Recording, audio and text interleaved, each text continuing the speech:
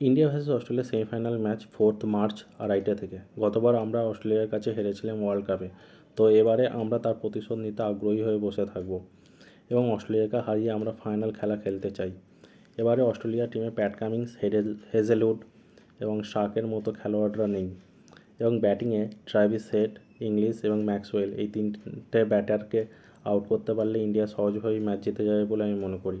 কাল অস্ট্রেলিয়ার বিরুদ্ধে ভারতের একাদশে যে খেললে ভারতের জিততে সহজ হবে বলে আমি মনে করি। প্রথমত রোহিত শর্মা, দেন শুভমান গিল, দেন বিরাট কোহলি, দেন শ্রেয়স আয়ার, দেন KL রাহুল, দেন হার্দিক পান্ডিয়া, দেন রবীন্দ্র জাদেজা, দেন অক্ষর প্যাটেল, দেন ভারুণ চক্রবর্তী, দেন সামি হার্ষিত অ্যান্ড আর্শদীপ।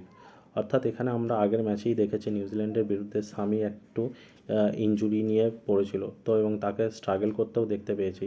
তো আমার মনে হয় নিউজিল্যান্ডের বিরুদ্ধে সামি যে আঘাত পেয়েছে অর্থাৎ ইনজুরি পেয়েছে, সামি যদি ফিট যদি না হয়, পুরোপুরি ফিট যদি না থাকে, তাহলে আমার মনে হয় সামিকে না খেলানোই দরকার। সামির বদলে হর্ষিত রানাকে খেলানো দরকার।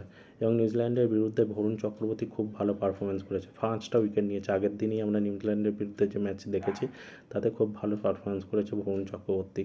তো সেক্ষেত্রে আমরা বরুণ চক্রবর্তী, রবীন্দ্র জাদেজা এবং অক্ষর প্যাটেল এই 3 স্পিনারকে নিয়ে আমার মনে হয় খেলানো দরকার এবং 3টে ফাস্ট বলারও রাখা দরকার, হর্ষিত রানা এবং হার্দিক পান্ডিয়া। কারণ অস্ট্রেলিয়াকে বিশ্বাস নেই, অস্ট্রেলিয়া যখন খুব ভালো খেলতে আরম্ভ করে স্পিনারকেও তারা মানে না। তো আমার মনে হয় স্পিনারের পাশাপাশি ফাস্ট বলারেরও অপশান থাকা দরকার, খুবই প্রয়োজন। তো সেক্ষেত্রে আমার মনে হয় টিম ব্যালেন্স খুব ভালো হবে এবং সহজেই ভারত অস্ট্রেলিয়াকে হারাতে পারবে বলে আমি মনে করি। ধন্যবাদ।